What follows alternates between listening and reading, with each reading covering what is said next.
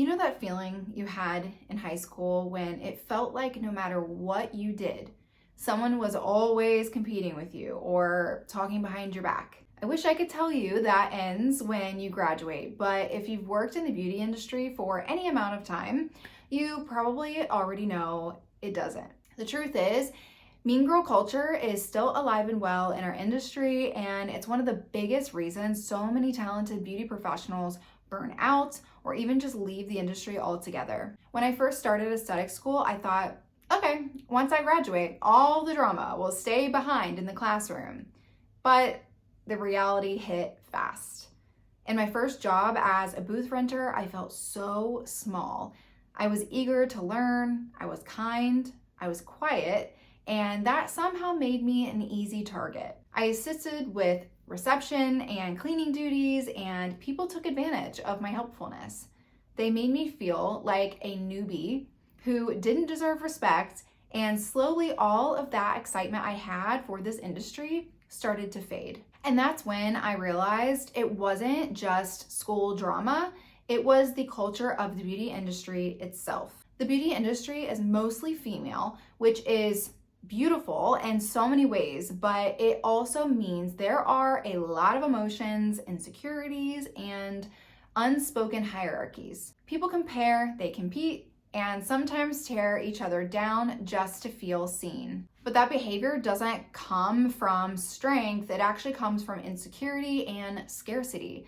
A lot of beauty pros were treated poorly in their first jobs, and instead of healing from it, they ended up repeating it when they got into leadership roles. And that's why we keep seeing this cycle of toxicity repeat in salons and spas across the country. From 2014 to 2016, I worked for a few different spas, and the culture in every single one had pretty much the same issues. There was gossip, favoritism, lack of leadership, and really zero team connection. It wasn't that the owners, well, some of them were bad people, they just didn't know how to lead. So when I opened my own spa in 2016, I promised myself that I would do things differently.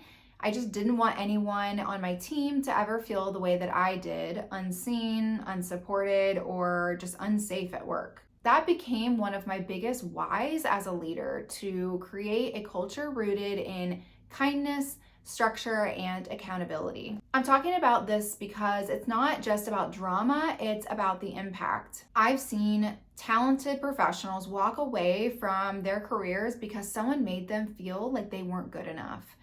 I've seen owners turn a blind eye to bullying. And I've even seen people who were supposed to be mentors use power and manipulation to control others. We are losing good people in this industry because of toxic behavior that could have and should have been stopped with empathy, structure, and leadership. And that's why this conversation matters so much. Think about this.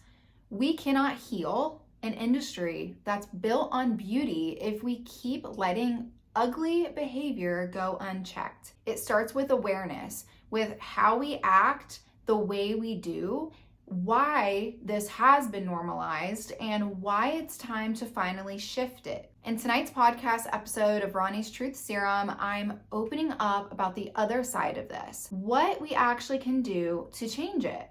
From leadership and hiring to conflict resolution and boundaries, we're gonna dive deep into the how of building healthy culture. I'm even gonna get pretty vulnerable with you and be talking about my realization of my own mistakes and how I learned how to do and be better. You can find the link in the description or comment section of this video. I want you all to always remember that being kind isn't a weakness. It's the most powerful way to lead.